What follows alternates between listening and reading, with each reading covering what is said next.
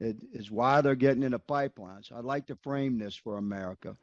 The, the Biden campaign messages to his base became the Biden White House policies that we're witnessing right now. The cartels began filling their pipeline to maximum capacity last year, after November.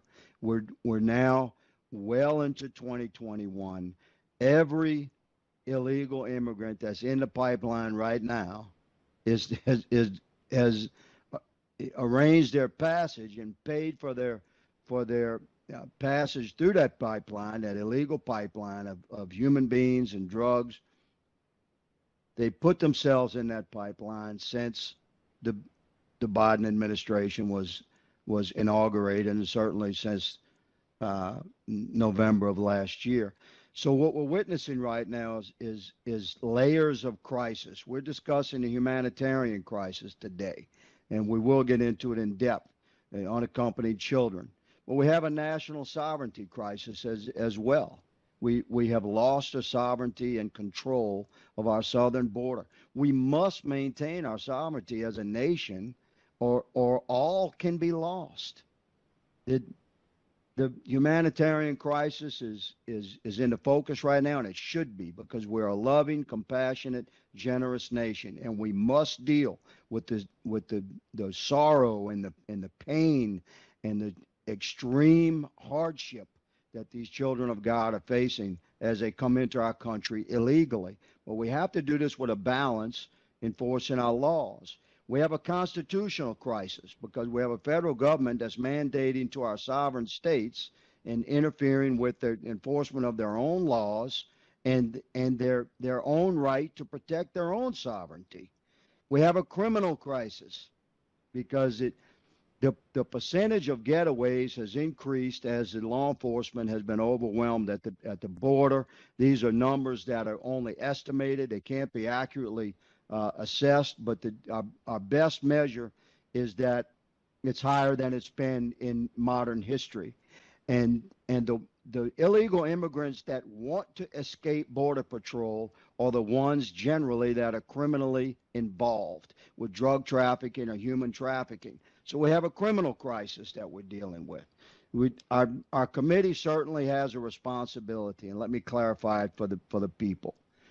This committee has a duty to force action from the executive branch where we feel that its policies are lacking or injurious. This is true at any time, regardless of what party is in power. I look forward to bipartisan solutions. I respect our chairwoman's leadership, and I envision a bipartisan endeavor here that will result in actual answers for the American people, because they certainly deserve it. Madam Chair, I yield. I thank the ranking member. I do take issue, unfortunately, with your description of an illegal pipeline of human beings and drugs, and hopefully that'll be a conversation we could have with our witnesses. These are people, and these are people that are coming to make use of asylum laws that we have in this country, and that's legal to do. So hopefully, Mr. Ranking Member. Will the gentlelady yield for yes. One sentence response? Yes, ma'am. The pipeline, the cartel pipeline, has been commonly referred to for a couple of decades as the human and drug trafficking pipeline. Runs from Venezuela through Colombia, the Darien Gap, Panama, Central America, and Mexico to our southern border. That's a pipeline. Nothing passes without paying the cartel, human beings and drugs. So my commitment to a compassionate response to the children of God that are suffering and crossing our southern border illegally has been well stated. Well, however, Mr. Ranking Member, you and I will disagree, and description is Mr. Higgins, I just wanted to note that I was hoping that, as you mentioned at the outset of your comments, this would be a productive bipartisan conversation, but it doesn't help when we start to villainize immigrants, and I think that's where I was trying to get at. And so we don't have to hash it out now. Hopefully, we'll get information from our witnesses today that will help that situation out. With that said, we're going to move on. Members are reminded that the subcommittee will operate according to the guidelines laid out by the chairman and the ranking member in their July 8th colloquy. The chair now recognizes the chairman of the full committee, the gentleman from Mississippi, Mr. Thompson, for an opening statement. Is Mr. Thompson available? I don't see him here. Let's give him a second here. Madam Chair. Yes, Mr. Cleaver. He was just in at another meeting, so I'm assuming that he's trying to get back over here. Okay, thank you. And with that, is Mr. Katko, the full committee's ranking member, available for an opening statement? I don't see him. I am available, Oh, yes. there you are. Mr. Katko, the ranking member of the full committee, you are now recognized, the gentleman from New York, for an opening statement. Thank you, Madam Chair, and I'm pleased that this subcommittee is holding a hearing today on a topic all of us care deeply about, the welfare of children crossing the southwest border. Some of these children arrive alone and afraid with nothing but the clothes on their backs. Others arrive with loved ones hoping for a better life in the United States. Many children making the dangerous journey to the United States face tragic circumstances of abuse, illness, violence, and trafficking along the way. Increasingly, drug cartels use children as pawns to distract Border Patrol agents as illicit drugs are smuggled across the border. I've now taken 2 trips to the southern border in the last couple of months, and I also lived on the southwest border as a federal organized crime prosecutor going after cartels in the mid-1990s, so I'm intimately familiar with their well-worn drug trafficking habits, and they haven't changed over the decades. Like I said, I've taken 2 trips to the border, and that's something that has not been done by either President Biden or Vice President Harris, who was tasked with trying to clean up the mess created by this administration. The stories my colleagues and I heard from the frontline men and women of Homeland Security about the dueling humanitarian, security, and public health crises were incredibly disturbing.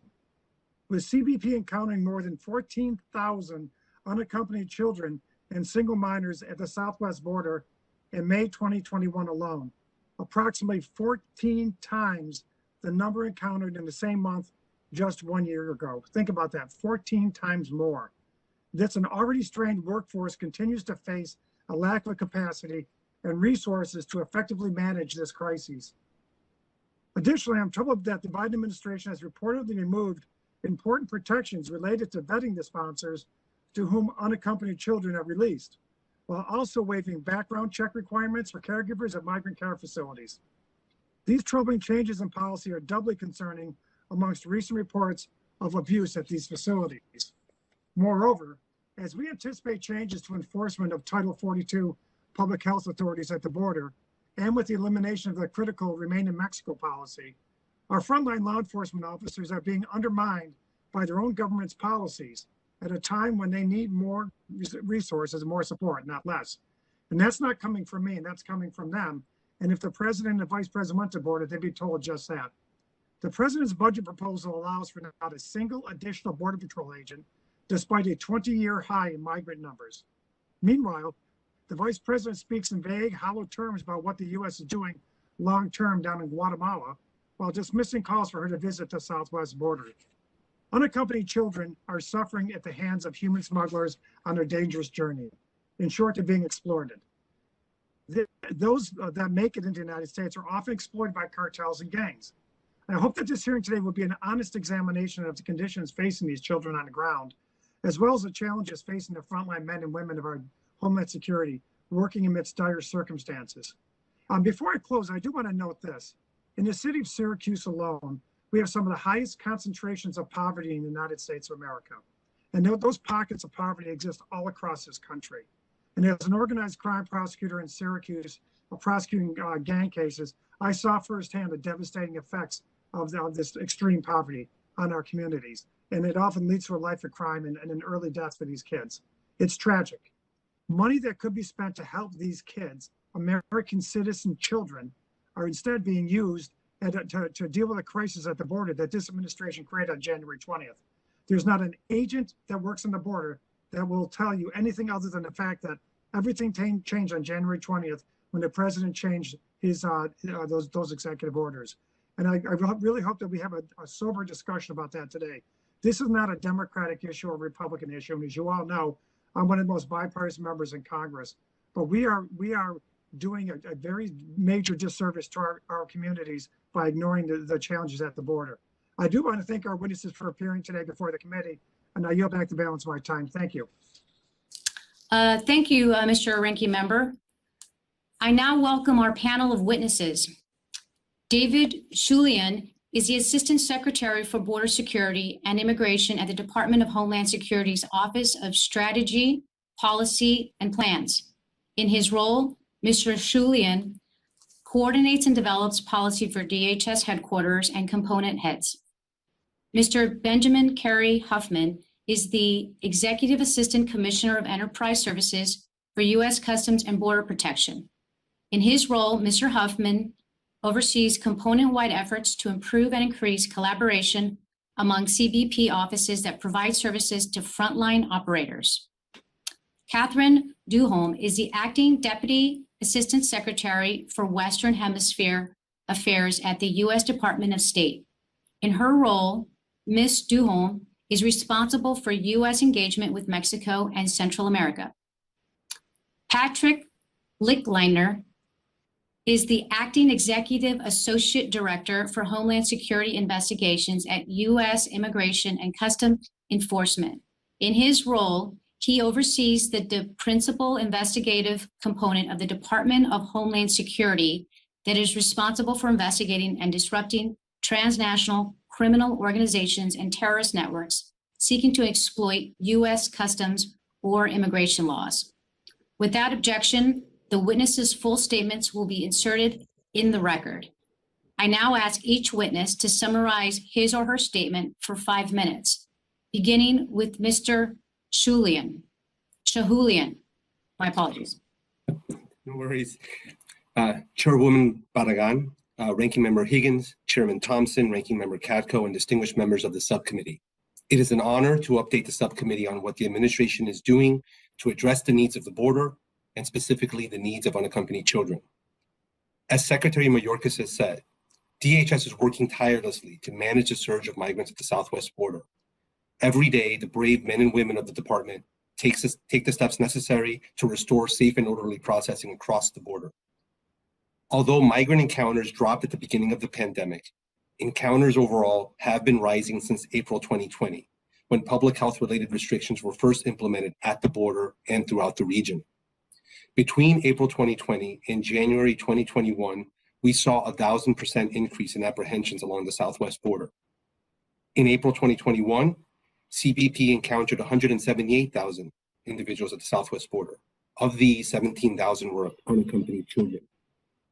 These numbers are challenging, but at the same time, we must note that they do overstate migration flows.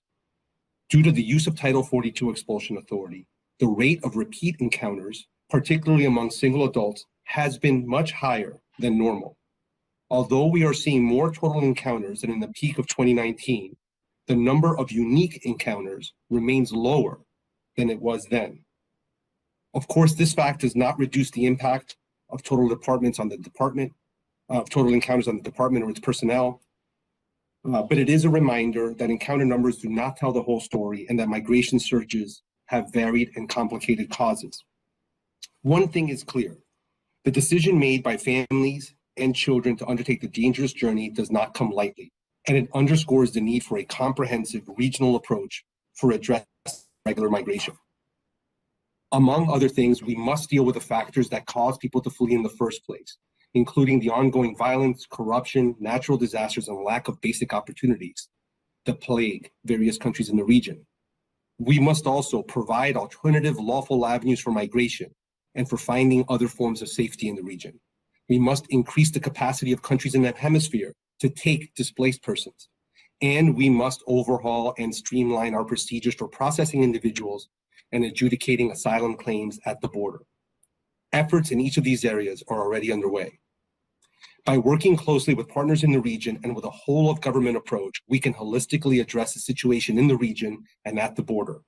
The work we have already accomplished with unaccompanied children is an example of what we can achieve. Over the last several months, Secretary Mayorkas directed various parts of DHS to support an all-of-government effort to address the needs of children. As part of these efforts, FEMA worked with HHS to significantly expand emergency influx shelter capacity. DHS established an interagency movement coordination cell to bring together colleagues across FEMA, CBP, ICE, USCIS, and HHS to streamline operations in support of the rapid transfer of unaccompanied children from CBP to ORR custody. USCIS provided hundreds of officers to help interview and vet potential sponsors, and DHS has provided hundreds of volunteers to assist CBP and HHS with oversight and logistics. Due to these efforts, we have completely transformed the processing of unaccompanied children. On March 29 of this year, more than 5,700 children were in Border Patrol stations. As of June 8, there were 514. On March 29th, more than 4,000 children were held over the 72-hour legal limit. As of June 8, there were none.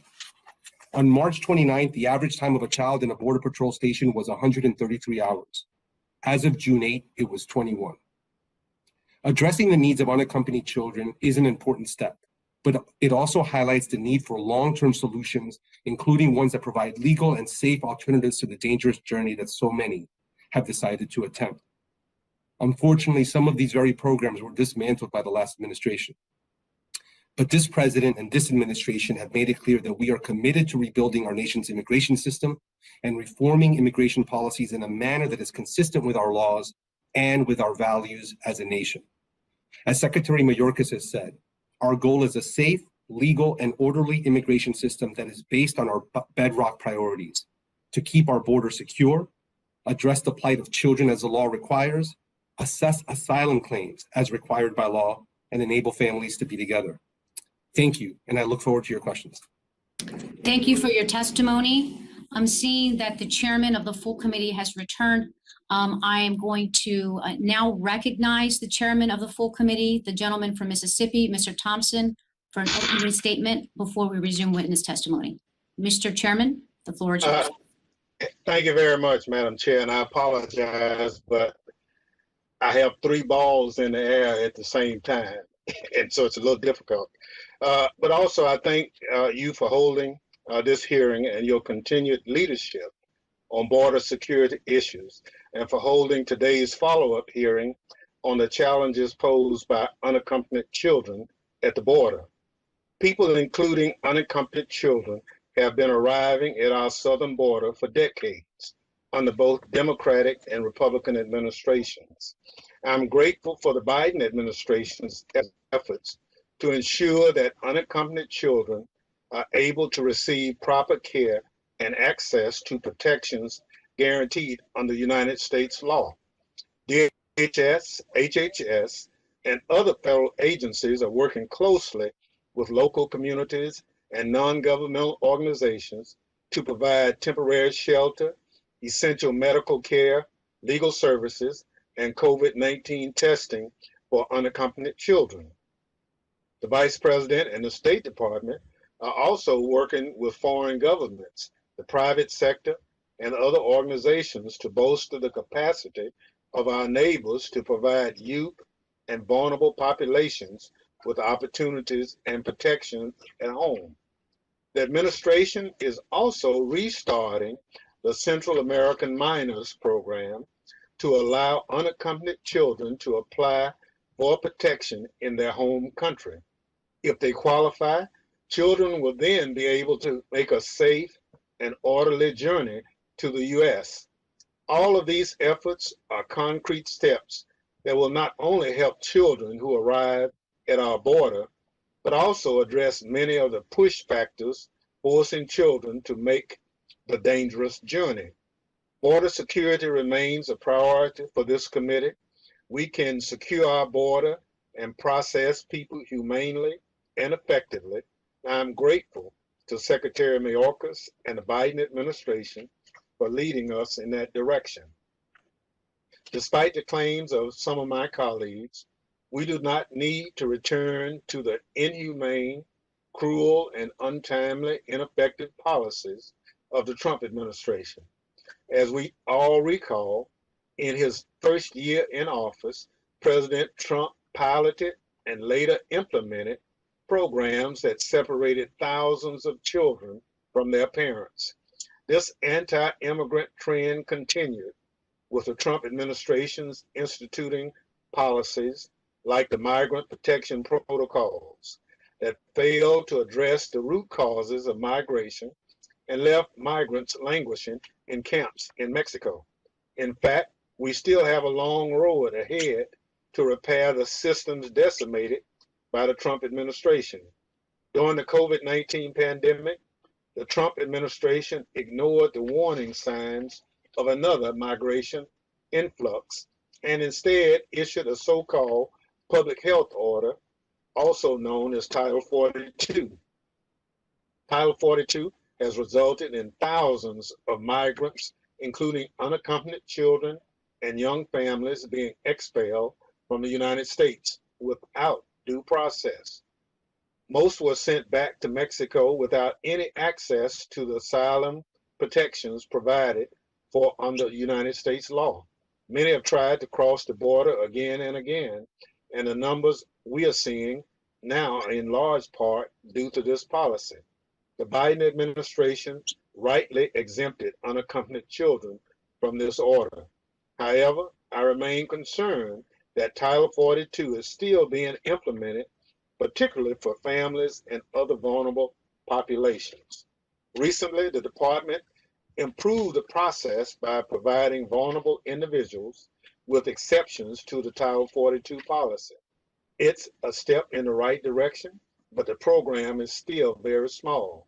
Last month, the New York Times published a whistleblower complaint detailing how families are sending their minor children across the border alone, increasing the number of unaccompanied children in federal government custody. I strongly urge the administration to review Title 42 and take actions to ensure that families are not faced with this terrible choice. I'm eager to hear from our government witnesses today on ways the Biden administration is handling the challenges of unaccompanied children arriving at our southern border, as well as the long-term efforts being implemented and considered to address the root causes of migration. I'm also interested to hear how we can better position the federal government to respond and manage future influxes. Thank you, Madam Chairman. I appreciate your indulgence while I'm multitasking today. Thank you much. Thank you, Mr. Chairman. A number of us are as well, so I appreciate that. Thank you. And now we will resume to witness testimony. I would like to recognize Mr. Huffman to summarize his statement for 5 minutes. Good afternoon, Chairwoman Barragan, Ranking Member Higgins, and distinguished members of the subcommittee. Thank you for the opportunity to testify today on behalf of U.S. Customs and Border Protection. It is my honor to illustrate how CBP cares for unaccompanied children, or UCs, in our temporary custody. Our goal is to transfer, transport, release, repatriate individuals, especially UCs, as expeditiously as possible. The best thing we can do for these children is to advocate for them to be moved quickly into the long-term care of HHS. We are committed to balancing our border security mission with providing safe and humane conditions for those who are in our temporary custody. However, CBP facilities have always been intended for short-term temporary holding, historically for single adults. Our legacy facilities were not designed for the increase of UCs arriving at our southwest border or for the COVID-19 health and safety measures. Despite the challenges COVID-19 presents, we continue to advocate for the efficient processing and expeditious transfer of UCs to HHS. But we must have our interagency partners like ICE and HHS at the table. Collaborating with our trusted partners and other lessons learned from past surges have led us to some of our greatest improvements in our response. This past March presented us with the highest number of UCs encountered along our southwest border to date. There were over 18,700 UCs encountered in March alone. By late March, the number of UCs entering CBP custody had far exceeded HHS's capacity to provide timely placement in its facilities. With this increase, we collaborated with CBP and across the interagency on the multiple lines of effort. Working closely with our interagency partners helps us expeditiously transfer UCs, as these movements require multiple operational decisions many of which are outside of CBP's domain. To streamline the transfers, the Movement Coordination Cell, or MCC, was established at CBP headquarters in late March. The MCC is a multi-agency effort that mobilizes CBP, ICE, HHS, DOD, and FEMA resources to move UCs out of CBP custody and into HHS's care as fast as possible, but within 72 hours. By establishing the MCC, we have been able to significantly reduce the number of UCs in CBP temporary custody and the time in custody to under 72 hours. In March, the average number of UCs in temporary CBP custody was over 4,000. Today, the average is under 700, but more importantly, the average time in custody went from 115 hours in March to just 20 hours today. We also learned from the 2019 surge that we needed to streamline the acquisition process so we could efficiently stand up new soft-sided facilities. We developed standardized contracts with tiered, scalable options to enable us to quickly meet our facility needs. Prior to this year, CBP awarded a blanket purchase agreement for soft-sided facilities, which allowed us to swiftly stand up 6 facilities in Arizona and Texas. Almost all of these facilities include indoor and outdoor play areas with games, toys, age-appropriate food, and televisions for entertainment. We also contracted bilingual caregivers to provide personal care and basic hygiene for the children. To meet increased processing demand, CBP deployed our agents and officers from across the country to our southwest borders, and DHS activated the volunteer force. We also prioritized medical support and have continued to expand the scope and scale of CBP's medical support services. CBP's contract medical personnel are trained, licensed, and credentialed to care for children. We're developing additional training for in-trauma informed care for our frontline officers and agents. Children who are in our temporary custody receive health intake interviews and medical assessments that include trauma-informed behavioral health considerations. These allow us to identify children's health issues that may require further attention. We constantly work to identify ways that we may further improve our medical support efforts. We continue to make improvements from the past migration surges, and it is my personal belief that CBP advocates best for the best possible care for the children who come into our temporary custody. We assess our performances, processes, and procedures for improvement and work to refine our whole of government approach as trusted partners across the federal agencies. I can attest to the empathy of the CBP workforce. These men and women are dedicated not only to the mission, but to ensuring children are cared for with compassion while they are in our temporary custody. I am proud to be here today to represent the men and women of CBP, and thank you for the opportunity to appear here today. I look forward to your questions. Well, thank you for your testimony. I would now like to recognize Ms. Dueholm to summarize her statement for 5 minutes. Thank you very much, Madam Chairwoman, Mr. Chairman, Ranking Member Cathco, Ranking Member Higgins, distinguished members of the subcommittee, and my fellow panelists. Thank you very much for the opportunity to be here with you today to talk about this important issue. I really welcome the opportunity to further discuss how we're managing unaccompanied children at the border. I believe we have a common goal here, and that is how to humanely manage migration while looking after the most vulnerable among us, and that's the children of our region. I'd like to use my testimony today to summarize for you the State Department's role in this process. You will have seen, of course, that we have had a lot of engagement in the region recently, including Vice President Harris's trip to Guatemala and Mexico. Last week, Secretary Blinken was in Costa Rica meeting with his counterparts from throughout the region and Mexico. Special Envoy Zuniga has made numerous trips to the region, and I had the opportunity to travel to Honduras and El Salvador just a few weeks ago, where I spoke with officials, met with civil society, private sector, and others on the ground, was able to observe some of our projects that were put in place to address some of these challenges. Today, we have a delegation meeting at the regional meeting of the Comprehensive Refugee Response Framework in Costa Rica, where they're further exploring opportunities to work collaboratively to address these issues. Our engagements are driven by the Executive Order 14010, which calls for a holistic approach to this migration challenge. So what that means is that not only are my colleagues on the panel working on immigration challenges, our policy and controls at the border, but that we also need to be looking at how to manage migration flows from throughout the region, as well as getting at the factors that are causing people to seek to make that dangerous journey to begin with. State Department is engaged in 2 strategies to address these challenges. The first that I'd like to discuss is the Comprehensive Migration Strategy, Comprehensive Migration Management Strategy. There are 2 M's there. We are working to collaboratively strengthen migration management throughout the region with our partners. And what that entails is focusing on fostering secure and humane border management, working to provide increased protection options, opening up opportunities for legal pathways for migration, and also providing reintegration and assistance to those who have been returned from our borders so that they don't seek to make that journey again. We're working collaboratively towards that end, and we believe that those can make a real difference in addressing the migration flows. But what we really have to do to get at what's causing that is also to look at the root causes, which is our second strategy, the root causes of migration strategy.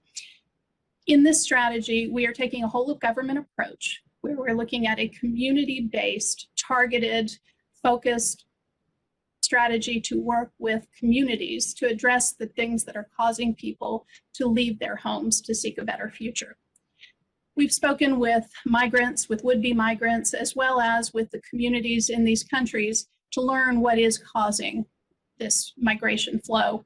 And so we're going to be concentrating the root causes strategy on some of those key areas. That includes security concerns, lack of economic opportunity, safeguarding the rights of citizens, and addressing corruption and governance challenges. And I do want to underline that latter part because we recognize that addressing those challenges will be central to our ability to achieve success in any of the other areas. So we will continue to focus on corruption and transparency challenges as we move forward with both of these strategies. Congress is a key partner in this, and we look forward to working closely with you. I welcome the opportunity to work with you in the weeks and months ahead, and I look forward to your questions and comments. Thank you. Thank you for your testimony. I now recognize Mr. Lechleitner to summarize his statement for 5 minutes. Chairwoman Barragan, Ranking Member Higgins, and distinguished members of the Subcommittee on Border Security, Facilitation, and Operations. Thank you for the opportunity to appear before you today and discuss the efforts of Homeland Security investigations to secure our homeland from transnational crime and threats, and to elaborate on HSI's investigative role in preventing the smuggling and trafficking of people, including unaccompanied children, into the United States. As the principal investigative arm of the Department of Homeland Security, our core mission is to protect the United States from transnational crime and threats. The crimes of smuggling and trafficking align with many of HSI's operational priorities and are a primary focus of HSI's investigations. Human smuggling involves providing a service, typically transportation, navigation, or fraudulent documents, to facilitate an individual's unauthorized entry into a foreign country. Human smuggling organizations profit by charging fees for smuggling non-citizens into and throughout the United States, and by collecting transit fees when smugglers and their clients travel through territory controlled by cartels or other TCOs. These criminal networks are almost exclusively driven by money, seeing humans as just another commodity to be moved across borders for profit. While human smuggling may constitute the initial crime facilitating the illicit movement of people, including minors, to our borders, the criminality does not stop there. In some cases, migrants become victims of human or labor trafficking when criminal networks introduce force, fraud, or coercion into smuggling schemes to bring victims into forced labor or commercial sex. If the victim is under 18, sex trafficking occurs when the victim is induced to perform commercial sex. Force, fraud, or coercion is not required. To be clear, trafficking is a crime of exploitation, does not require movement across a border. Additionally, HSI's investigations have determined that human smuggling often occurs alongside or can be a precursor to other transnational crimes such as gang activity, identity benefit fraud, money laundering, bulk cash smuggling, narcotic smuggling, arms trafficking, and terrorism and national security related crime, among others. The complex transnational nature of the crime surrounding human smuggling requires a strong and layered investigative response, which HSI implements on multiple fronts. This starts abroad, where HSI has the largest international investigative presence within DHS, comprised of 80 offices in over 50 countries. HSI special agents assigned to our attaché offices work with our foreign law enforcement counterparts to investigate and prosecute TCOs operating abroad while conducting capacity building efforts designed to enhance the capabilities of host country partners to prevent cross-border crime at the earliest point of the smuggling event.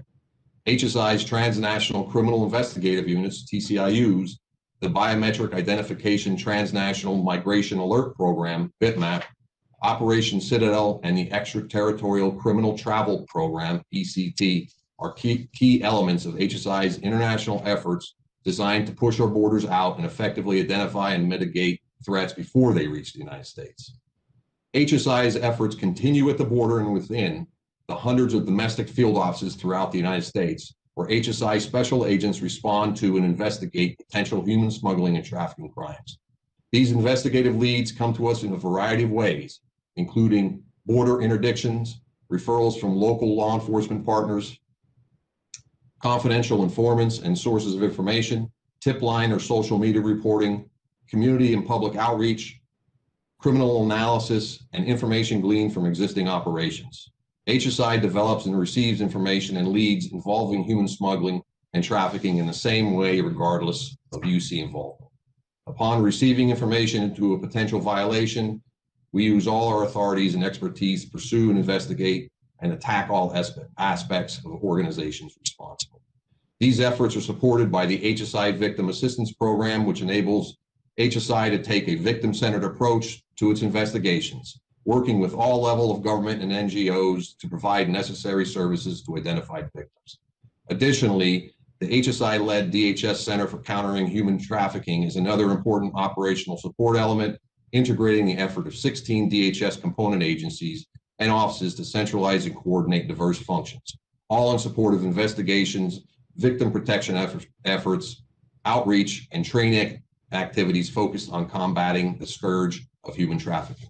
Together, HSI's efforts to combat cross-border crime facilitates and enhances the application of our full range of authorities that enable us and our partners to maximize the disruptive effort against TCOs engaged in smuggling and trafficking. These efforts help secure our borders and uphold the national security and public safety of the United States. Thank you again for the opportunity to appear before you today and for your continued support of HSI and the critical investigative role it plays in investigating the TCOs that facilitate and profit from human smuggling, trafficking, and related crimes. I look forward to your questions. Thank you. I want to thank the witnesses for their testimony. I'll remind the subcommittee that we will each have 5 minutes to question the panel. I will now recognize myself for 5 minutes. Yesterday, CBP released its operational update for May 2021, which showed a record number of encounters at the southern border. Mr. Shahoulian, can you put this number into perspective and describe who is presenting at the border and the trends that DHS is observing? Sure, thank you for the question. I'd be happy to, Chairwoman. So we are seeing very high numbers of encounters. As you indicated, we saw 180,000 in May. What we are seeing is that is largely led by single adults, and that there's a high level of repeat encounters among single adults. And what we're seeing is that basically half of the encounters that we're seeing of total encounters are unique encounters. So there's essentially a 50% repeat encounter rate for single adults. What we have seen in May is that the trend for decreased numbers of unaccompanied children and families did continue. So we are seeing a continued downward trend in those numbers. I think what we can say is that although the numbers, again, I think just if we're going to compare these numbers, and I know to, for example, prior surges like the surge in 2019, although we have again, higher numbers of total encounters, the number of unique encounters is lower. Okay, thank you so much for that. Mr. Huffman, over the last few months, CBP has worked to quickly build its capacity to handle unaccompanied children. This includes standing up multiple soft-sided facilities, deploying volunteers to help with processing, and expanding child care services contracts. What additional efforts is CBP undertaking to support the care and custody of unaccompanied children they encounter? Thank you for that question, and I appreciate the opportunity to address that, because it's been from my perspective and my years of experience, this has kind of been a big success for us, because we've had to deal with surges of unaccompanied children before, and has not been as successful at moving them out of our custody. I think what's important to understand is that is how we manage unaccompanied children is a whole of government effort. It's not just CBP's challenge, it's HHS's challenge, and all those that help us along. So what the thing that we did differently this time was when we stood up we applied it more of a whole of government approach this time, that when we stood up the MCC and we got FEMA in the room, we got HHS in the room, us in the room, and ICE in the room, we're able to come up with better solutions to move these folks out. We did several things. We had to move large volumes of people. FEMA assisted them in setting up their to build their capacity, but you build capacity two ways. You build capacity by increasing your real estate, and you build capacity by increasing your efficiency. So we attacked it both ways. We were able to stand up capacity to move large groups of kids out, but at the same time, we fine-tuned our efficiencies to where we could focus on folks that were difficult to move. We started an initiative where we would every day, in addition to large movements, that we would start with the top 15 children in our custody that's been there the longest, and personalize each one of those children until we could get them moved out, find out what unique problems we were having getting them to HHS custody, and did that. And we did it by developing what we call an advocacy mentality for each child in our custody and driving those numbers down to move them out. So I think the best thing we did, in addition to the medical services you mentioned, the food and the care and those things, was to get out a process to give them out of our custody as fast as possible and into the hands of child care professionals at HHS. Still think, and do to this day, that is the best thing we can do, is maximize our process and our efficiencies to move them on to those who are truly trained to deal with them. Apart from the fact that we did increase our capabilities with caregivers, medical contracts, medical services, and all those things across. So Thank you. Thank you, sir. Ms. Dueholm, to address the challenge at our southern border, the Biden administration instituted a whole of government and whole of community effort. It brought in hundreds of federal government volunteers and coordinated with local government and organizations to help provide care for migrants. Similarly, a global approach will be needed to address the root causes of migration. Please describe what outreach the Biden administration has done to other foreign governments or international organizations to help address the root causes of migration. And maybe you can touch a little bit upon how the efforts have been impacted by the pandemic. Sure. Thank you very much, Madam Chair. We have been doing a great deal of outreach to the governments in the region. I mentioned earlier some of the in-person visits that we've had, but we've also, of course, have our embassies in the region continuously engaging with our partners out in the region. We also engage very regularly through our missions with communities, and we have undertaken, as part of the root causes strategy, a very deliberate process of outreach to the communities. And one thing that's kind of interesting about the pandemic is, in some ways, while it's made it difficult to bring people together in person, I've had the opportunity, for instance, to speak with groups in the countries, both youth groups and faith groups and civil society groups via the miracle of virtual meetings. So we've conducted a number of those sorts of meetings, as well as with civil society here in the US. From the State Department, just as part of this root causes strategy, we have consulted over 35 different civil society organizations, and some of those are umbrella groups that include dozens of different civil society groups. So we really are focused on getting as broad a range as possible of consultations to best understand the challenges that are driving this and the solutions that can present themselves. Thank you. Thank you so much. I apologize, my time has expired, and we're looking forward to hearing more from your testimony with other questions from the other panelists. I now would like to recognize the ranking member of the subcommittee, the gentleman from Louisiana, Mr. Higgins, for questions. Thank you, Madam Chair. And again, I thank our witnesses for being here today.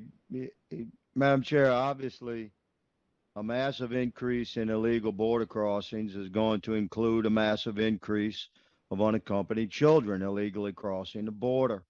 This should not be a surprise. We're dealing with historically high illegal crossings at our southern border. It's a simple fact. that we have to get our head wrapped around here.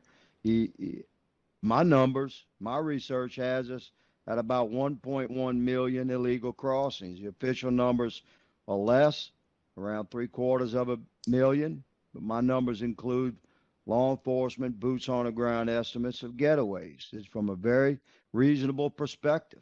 We're dealing with over 1 million illegal crossings.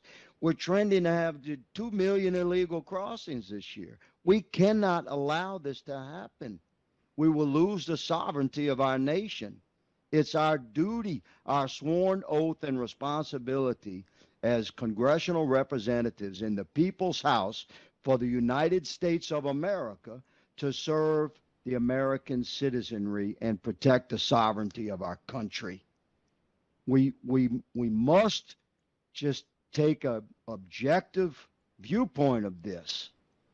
It's very clear what has happened. I mean, what changed?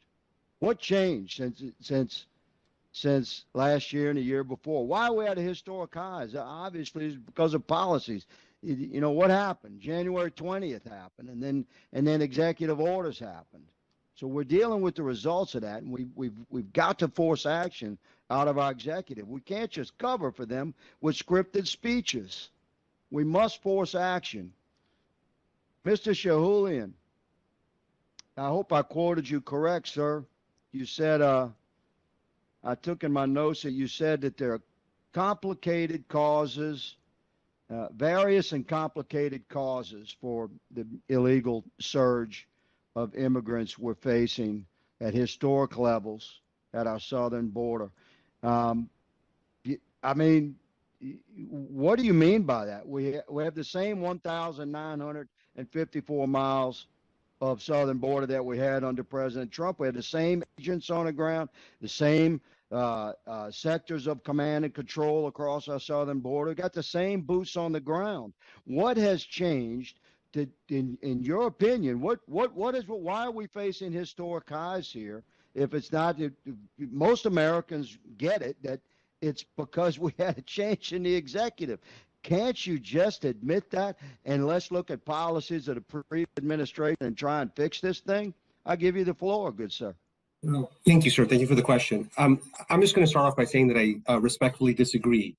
Again, the causes of migration surges, which every administration from the Bush administration, the Clinton administration, the Trump administration, the Obama administration have all experienced. And the causes of those surges generally are primarily based on push factors. There are people that are fleeing deteriorating conditions. And given COVID, the deteriorating conditions in the country, the sending countries have gotten worse. You wouldn't think the surge will have anything to do with the invitation from the President of the United States? I will point out. Come on, man. I will point out if you're hard on this thing. No, Step away from the talking points. Give America an answer. I'm going to give you one. In May 2019, we saw higher numbers of encounters, and in fact, more unique encounters than we're seeing now. And that was after 2 years of Trump administration policies. Was that because of the Trump administration policies? We're seeing decreased levels of unaccompanied minors and families. Yeah, we gradually got it under control. We gradually got it under control over the course of 4 years working with President Trump. We have this thing under control. We're facing historic levels of crossings. That's the simple fact. It's never been this high. And America's looking for answer. Madam Chair, I cannot see the clock, but I suspect that my time has expired. 37 seconds, sir. 37 seconds you have. I want to give my remaining time in the interest of solidarity with the president's administration and his senior staff. I give the floor back to Mr. Shahoulian. You have my remaining 20 seconds, sir. I will just say that the empirical evidence is that, people are fleeing deteriorating conditions. And until we address those and we provide alternative pathways, I will say that, I am a son of a Cuban refugee. I grew up in Miami. I was, as a child, when I was 9 years old, I remember the Mario boat lift, and that the city of Miami had 10 cities all around with Cuban refugees, and that we experienced an issue with Cubans taking to the high seas and risking their lives, and lots of death at the high seas. And the way that we addressed that was not just by clamping down. What we did was we entered in migration accords in the 1990s, where we provided 20,000 legal admissions a year. And it was by creating a lawful pathway that Cuban who were seeking freedom could invest their hopes into, we were able to bring down the number of people who sought to irregularly cross through the Florida Straits. And so we need a comprehensive strategy that does, look at various different avenues. And that's what we are attempting to do now. Thank you, sir. Thank you, Mr. Shahoulian. God bless you, sir. Let's talk more. Madam Chair, I yield. Thank you for those questions and that testimony. The chair will now recognize other members for questions they may wish to ask the witnesses. As previously outlined, I will recognize member in order of seniority, alternating between the majority and minority. Members are reminded to unmute themselves when recognized for questions. The chair recognizes for 5 minutes the gentleman from California, Mr. Correa. Thank you very much, Madam Chair, for holding this most important hearing. I, like all of us in this committee, my heart goes out to those unaccompanied children. Well, Father, I pray for those children. And like many of you, I was in El Paso, Texas, looking at those children. I had the opportunity to meet Yuri and Yareli, those that 2-year-old and that 5-year-old sisters that were thrown by smugglers over the 10-foot wall. And if it weren't for those border officers that were alert, they were able to see those children out in the desert, they would have perished. I also had the opportunity to go to Tijuana to see and interview a lot of the deported families under Section 42. This is an interesting challenge. It's a challenge that I agree with my colleagues. Nothing has changed in a long time. I'd say for the last 40 years, this has been an issue. I've been going to visit refugee children probably for the last 15 years. And so my question as an American and as Congress member trying to address public policy here long term, how do you fix the push factors? I agree. When you have 2 hurricanes, once in a lifetime situations happening one after another, when you have COVID-19, you go hungry. When you have corruption, you can't figure out how to run these economies efficiently. So, Mr. Julian, if I can ask you a couple of questions. Recently, Vice President Harris announced that the U.S. would provide $310 million of increased assistance to the Northern Triangle. And she announced that she would be working with 12 companies and organizations to invest these American dollars, Guatemala, Honduras, and El Salvador. My concern is, we've been doing this for 40 years. What is it that we can do to assure that this money does not end up in a Swiss bank account? What do we do to make sure that it is not spent on overhead, on bureaucracy? What do we do to make sure that this money is invested where it needs to go? Thank you. I appreciate the question, Congressman. I do. I would hope, if I could, to defer to my State Department colleague, the Deputy Assistant Secretary Dueholm, who I think, they're leading on these efforts along with USAID. If that's okay. Ms. Dueholm? Yes, Ms. Dueholm. Yes, thank you very much, Congressman. Certainly, we agree with you that this is an incredibly important question as we go forward, and we are very focused on being responsible stewards of the taxpayers' money. We very much want to make sure that the money that is allocated to these ends achieve the goals. So for that purpose, we have very strict end use monitoring in place. We also are looking at having someone directly from the OIG appointed for USAID to be monitoring those spending related to the Northern Triangle. We work very closely with those in the field through our embassies and missions through USAID to monitor all of the spending. And we work very closely to try and achieve the best possible results. I hear what you're saying, Ms. Dueholm. I hear what you're saying. My concern is strict accountability. Does that mean 50 cents out of every dollar is then going to be spent on overhead? That's a real challenge, Congressman. I would say we have 2 issues. One is, if we want the accountability, we need organizations that are able to provide that sort of monitoring and accounting, and that often does come with a cost. But I share your interest in making sure that the maximum amount gets to those that we're seeking to benefit. We're constantly reevaluating and trying to get that balance right, and we'll continue to do that. Thank you. Finally, ma'am, I would say a follow-up question here, which is, I think as Americans, we don't look south of the border until we see smoke, and we only act when we see fire. 40 years, in my opinion, of failed policy south of the border. We'll spend $1 trillion in Afghanistan, and we don't even look south of the border. When this is our backyard, we have to manage it and making sure if things are not going right, we step in. And as a legislature, I think we've just got to say to folks south of the border, we're going to be watching you and we're going to hold you accountable, because what you do affects us. You taking care of your citizens is not only your job, it's our job as well. And so I just look forward to working with you and trying to figure out a way for us to address these issues holistically and make sure as legislators, we force ourselves to always be looking south of the border. Thank you very much. And Madam Chair, I yield. Thank you, Mr. Correa. The chair now recognizes for 5 minutes the gentleman from North Carolina, Mr. Bishop. Thank you, Madam Chairman. Among the several 100,000 border enforcement encounters over the 4 complete months since the inauguration of President Biden, I think I've got the number, about 59,000 roughly were unaccompanied children. And of course, everybody understands they're staying in the United States. It would appear to me, and as I listen to testimony in this hearing and the questions, Biden administration policy is all aimed in the direction of speeding the passage of UCs from CBP to the Department of Homeland Security, excuse me, to Health and Human Services, Office of Refugee Resettlement. And of course, then they have a stay in an influx care facility, and then they're sent throughout the country to take up residence with some family member or a guardian or a sponsor, I guess you call it. Mr. Shahoulian, in your testimony, you spoke of the top priority being to address the needs of children. And you said that the Biden administration has expanded capacities of agents to speed up the processing and the placement of unaccompanied children.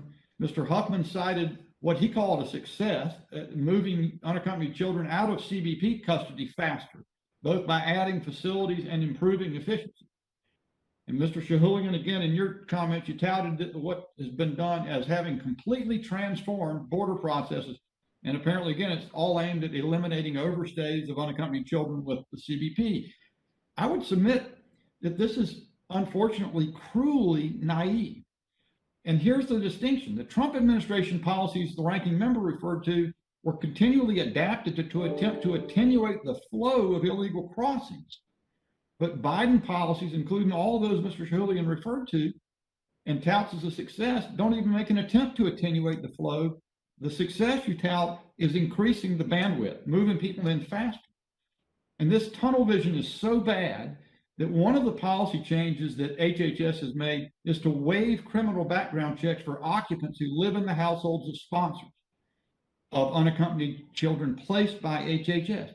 There's a Bloomberg article I saw from yesterday, a hearing, Energy and Commerce hearing, and I understand that the impact of this is that you're limited to basically internet into search engines to try to determine who we're talking about, you're placing people with. And we've been told by the CBP that the cartels dominate the crossing process, and they're throughout the United States engaging in trafficking, sex trafficking, indentured servitude enforcement, and we've dropped our guard to that degree. Mr. and I can't say your name, is it Lechleitner? Is that what it's called? What's your name, sir? Yes, sir. It's Lechleitner. That was right. Thank you. Can you speak to that? I mean, given what's happening, aren't we subjecting all these children to the risk of criminality? As Andy Biggs said, they're making the United States government the logistics arm of the illegal cartels. I mean, that seems horrible to me. Well, sir, thanks. That's a good question. We're the investigative arm of Homeland Security as it relates to the transnational crime. I can't speak to whether or not there may be crimes that are going to be committed, but if HHS comes across those crimes, or if other of our partners do come across those crimes and report them to us, then we're going to follow up on that. We follow up on all of these very seriously. We are victim-centric as it relates to this vulnerable population. I can say from 20 to 21, our stats, probably partly due to COVID, unfortunately, it's complicating things, are going, they trend down a little bit. I can say that, but that's partly due to the COVID situation. But quite frankly, sir, we don't know the unknown. We only know what's been put before us, and I really can't speak to more than that. Well, I guess I get that, but the problem is that we do know. And I think it's sort of it's a bureaucratic short-sightedness, if you'll forgive me, to just say, well, we're doing great, we're moving them through faster. Yeah, we don't know who we're sending them to. We know MS-13's out there. We know there's trafficking going on. We know that the kids are being, or people are being sold or put into indentured servitude right here in our country, and that the cartels are active everywhere. And then we pat ourselves on the back and say that's humane. That is blinkered beyond belief. And it is a classic example of heart over mind. It is not a rational policy. There's not humanitarian in the slightest. Madam Chairman, I yield back. Thank the member for his questions. The chair now recognizes the gentleman, the chair now recognizes for 5 minutes the gentleman from Missouri, Mr. Cleaver. Thank you, Madam Chair, and I appreciate very much you holding this hearing. I think it's obviously timely. My friend, Mr. Correa, Representative Lou Correa from California, said that we've had failed policies for 40 years. As somebody who was born and raised in Texas, who's been into every little town along the border, I can tell you that it's been longer than 40 years that we've had problems and mismanagement of immigration, and it doesn't stop with my upbringing and growing up in Texas. The Kansas City Southern Railway here in my district goes actually very shortly be going from Canada all the way through to Mexico. Right now they go to Laredo, and then all of the Americans get off the train, and then the Mexicans get on the train and it goes to finish its delivery. And so Henry Cuellar and I have been working a long time. I'm just prefacing my question with this comment that we have serious problems. I think there seems to be a great interest in trying to make sure that we are successfully getting the other side looking bad as opposed to trying to get the policy straightened out. And one of the things that I'm concerned about, and I've been to all of the borders, I think it's a childish question to raise to everybody. Have you been to the border? Like, if you've been to the border, somehow you should get, like some cookies or milk or some dog biscuits. What I'm not sure, but I think the issue is the policy and not visiting the border. But let me go on, Mr. Huffman. The trends in migration are cyclical. I have seen it all of my life. And during the spring, and then decreasing when the weather starts getting too hot and for travel, like around this time, and certainly in July and August, you're going to see it falling off. And so it has been at record levels in the past few months, and there are questions about whether the immigrants will continue to arrive into the hot heat of summer. But what I want to know is, what is DHS and CBP doing to better position themselves to treat these migrants more humanely than they've been treated previously, while at the same time processing them in an efficient manner?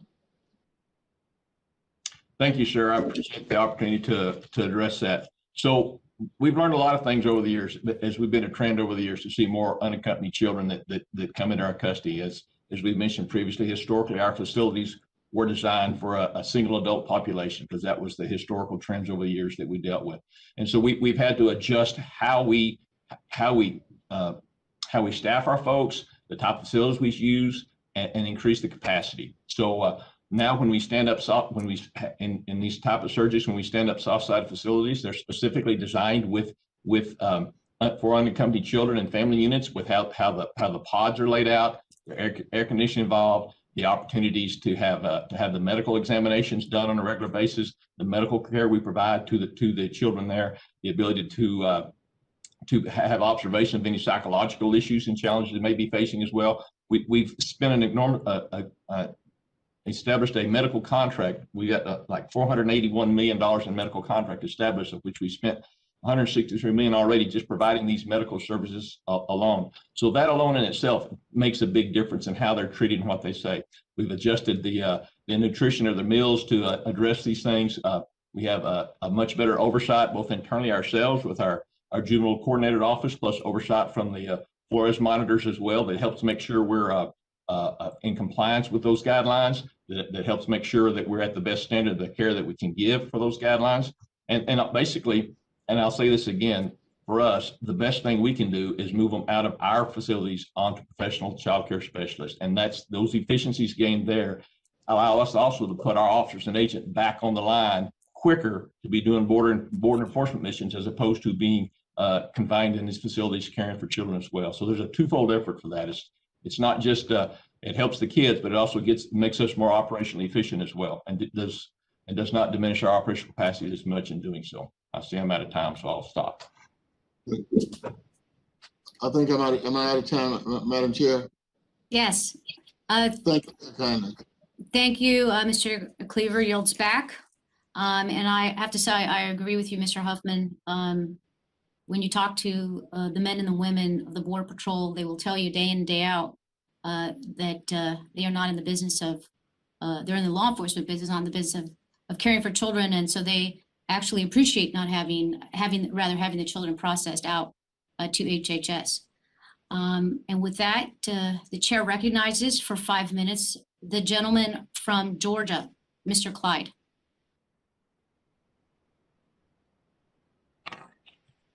Thank you, Madam Chair and Ranking Member, for holding this important hearing. Since Inauguration Day, President Biden, by executive order, has acted to dismantle our nation's immigration system, spurring the crisis we are witnessing at the southwestern border. According to figures released this past May, CBP has encountered over 530,000 people along the southwest border since January 21st. That is a 20-year high, while deportations are at the lowest levels our country has seen in 20 years. CBP has also arrested over 5,800 individuals with criminal convictions, and that is only the number of people that we have caught. In FY20 through April, there were 21,045 unaccompanied alien children. But this year, FY21 through April, similar time frame, there have been 65,825 unaccompanied alien children. That is a 3 times increase.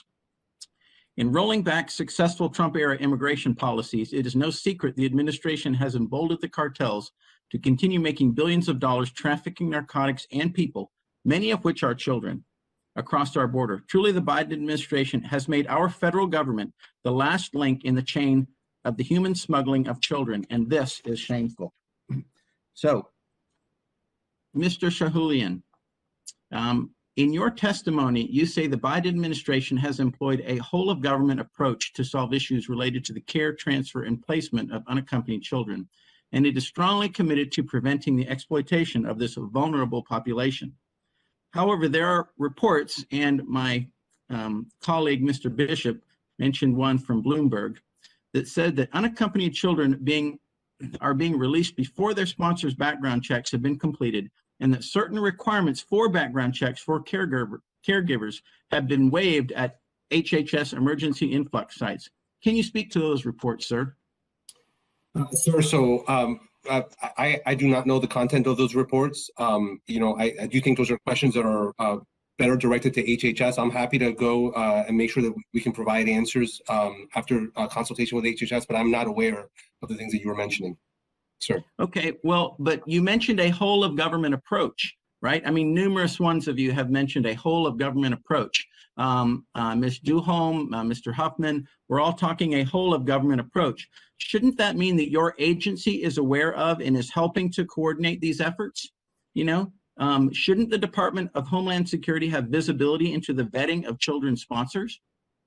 Sir, I mean, we care about that, right? Absolutely, sir. Absolutely, we care about that. And I will say that we have sent to HHS to help them, federalize their workforce in these efforts. We've sent our most experienced asylum officers with deep experience in interviewing individuals, vetting people, running background checks, determining credibility, and determining family relationships. We've sent our best officers over to HHS to help them improve that process. The stories you mentioned, I'm just unaware of those, so I can't really speak to them just yet, but I'm happy to get back to you on those. So you then don't have confidence that the unaccompanied children being released, that the background checks of their sponsors have been fully completed and vetted. Is that correct then? Sure. Again, I'm just going to say I do not lack confidence in our government's efforts or the work that our federal employees are doing either at DHS or at HHS.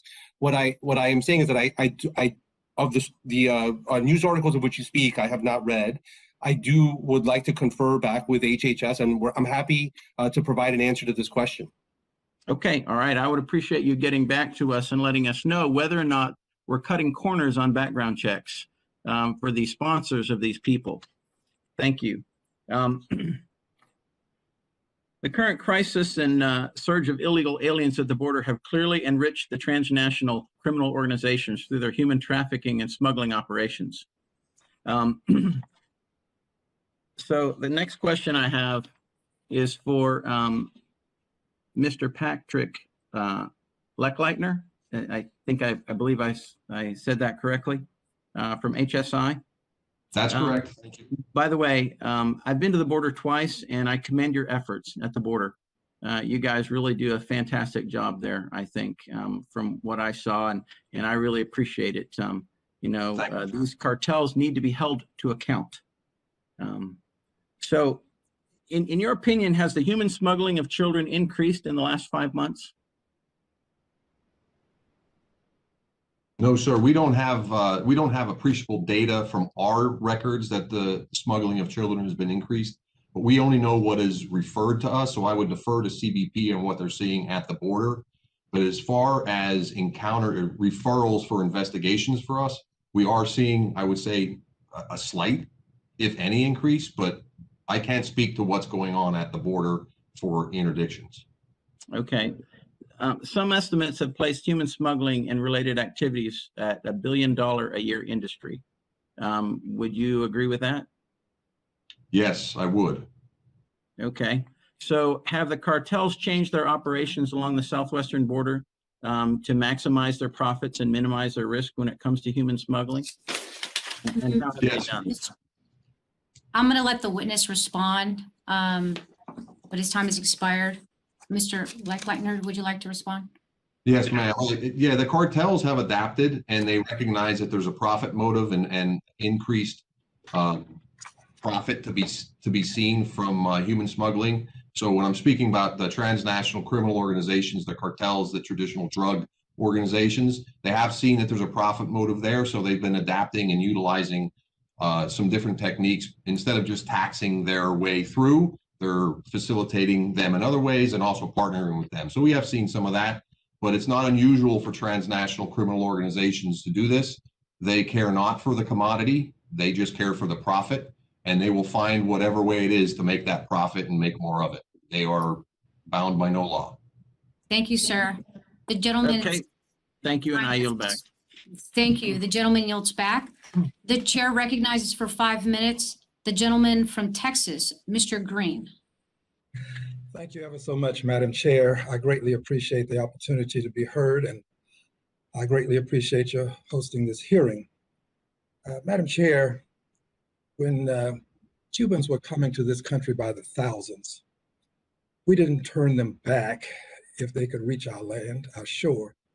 We adopted something called a wet foot, dry foot policy. If you could get 1 foot on dry land and the other foot remained in the water, we welcomed you. In fact, it became an invitation to Cubans to come to this country, and you could stay because of the wet foot, dry foot policy. Terrible policy. I heard someone, dear brother, I hope you would allow me to continue without interruption. We were good Samaritans at that time, it seems.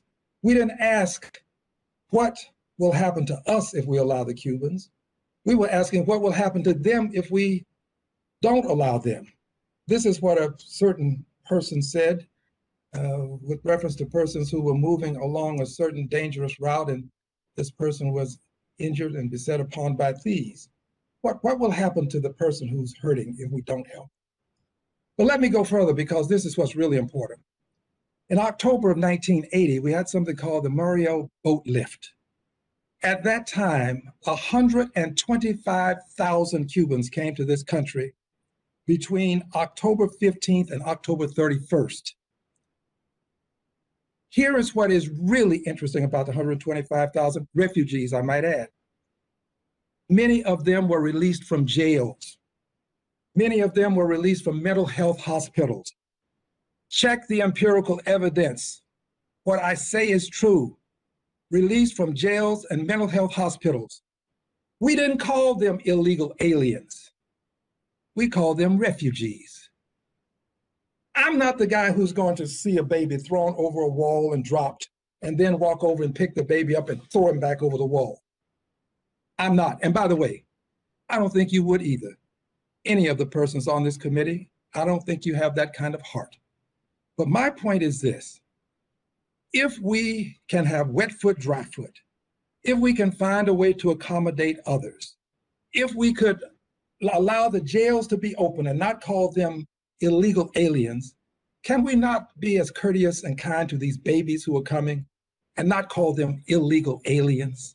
That's just from my heart to everybody else's. If your heart rejects my thoughts, I understand.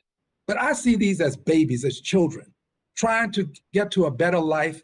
Their parents don't send them because they want their children to travel along the Jericho Road from deep South America to the United States. They want their children to have a better life. So I would ask this of Mr. Shahoulian. I believe you're the person who, Shahoulian, excuse me. You're the person who brought up the wet foot, dry foot policy without saying it. Is what I said correct, sir?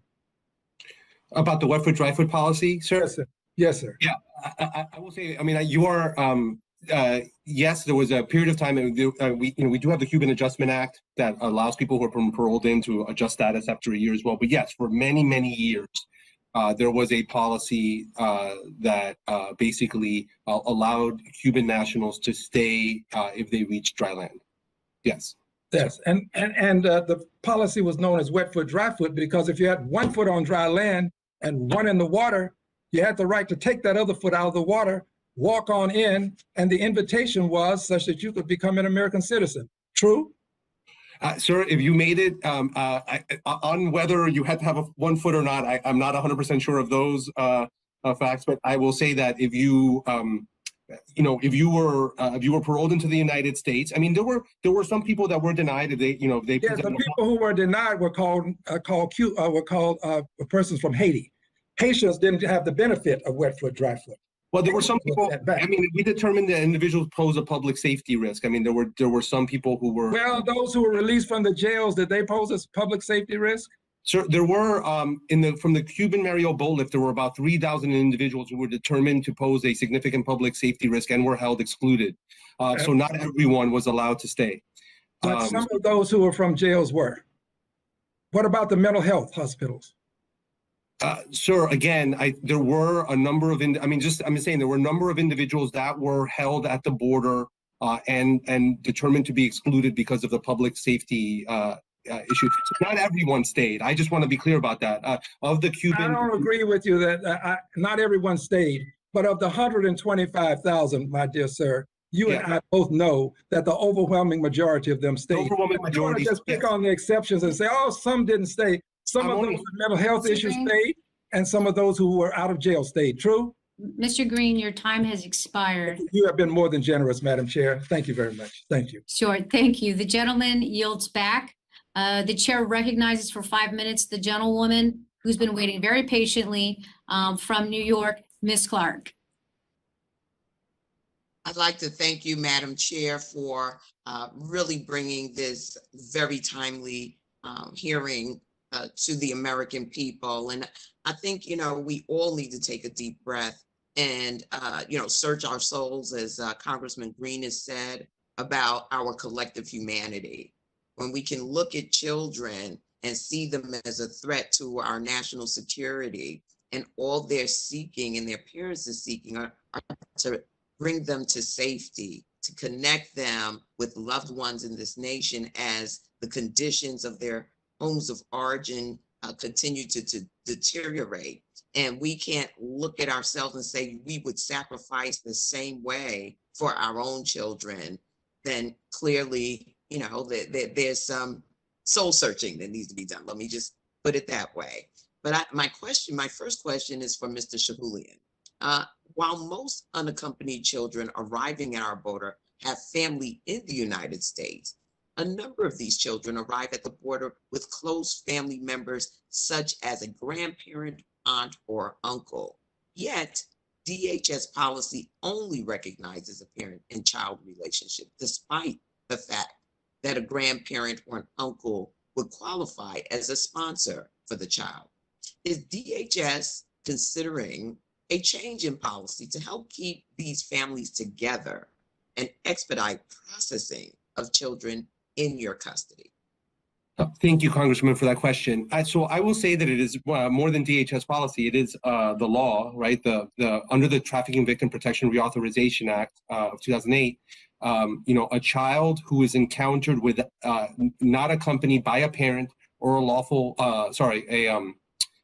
legal guardian, and for whom a parent or legal guardian is not willing to show up to pick them up, that individual by law is an unaccompanied child, and by law we are to transfer them to HHS. That said, we have been in discussions with HHS to look at things that we can do to prevent family separations as much as possible. But by law, we are required to treat such children as unaccompanied minors and to send them to HHS. So I understand that in limited circumstances, these family units have been released together when it was in the best interest of the child. What actions can DHS take so that more of these family units are released together while ensuring children can still receive sufficient legal protection and care? So again, we are in conversations to look at what can be done. We've been in conversations with HHS about co-locating in certain facilities. We do, when we have unaccompanied children who are encountered with other family members, we do try to ensure that there's contact with those other family members. But again, by law, we are required. We can't, by law, release them. We must transfer them to HHS, and it is HHS's legal responsibility to find a suitable sponsor for those children. I think some of the stories you're mentioning are some individuals who are provided parole through ports of entry, and there may be situations, but this, by and large, is not a practice for individuals who are encountered inside the U.S. Thank you. Ms. Dueholm, in order to address the root causes of migration, we must ensure that there are legal avenues for individuals to come to the United States. Can you please expand on the administration's efforts to increase these legal options, including reinstating the Central American Minors Program? Thank you, Congresswoman. Certainly, I'd be happy to. There are, I would say, 3 main areas that we're working to expand legal options for residents of Central America to be able to come to the U.S. legally. And as you mentioned, the Central American Minors Program is one of those for families who have parents legally in the U.S. to be able to petition for their children to join them through the Central American Minors Program as part of the U.S. Refugee Assistance Program. When that program was closed in 2018, we had about 5,000 applications, and we have begun reprocessing those. And we look forward to hopefully expanding that in the near future to be able to accommodate other folks with legal status in the U.S. to be able to bring their children. We're also expanding. We're expanding to seasonal visas, and we're also working to increase processing time for immigrant visas that are backlogged within the realm of our COVID limited processes. So under the Central American Minors Program, how many cases have been completed under this administration, and how many cases were pending a decision when the Trump administration terminated the program? Sure. So under the current administration, we have processed so far a little over 1,000, and there had been, I believe, 5,000 pending at the time. Okay, very well, very well. When can we expect for the new administration to accept new applications for the program? I believe we'll be seeing an announcement imminently, Congresswoman. Very well. Let me thank you all for your expert witnessing here today, your testimony. And with that, Madam Chair, I yield back. Thank you. Thank you, Madam Representative.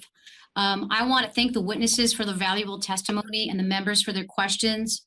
The members of the subcommittee may have additional questions for the witnesses, and we ask that you respond expeditiously in writing. The committee record shall be kept for 10 days. I apologize. I wanted to give more ending remarks, but I have been called for a vote in my markup. I want to thank our members and everybody for participating. And with that objection, the subcommittee stands adjourned.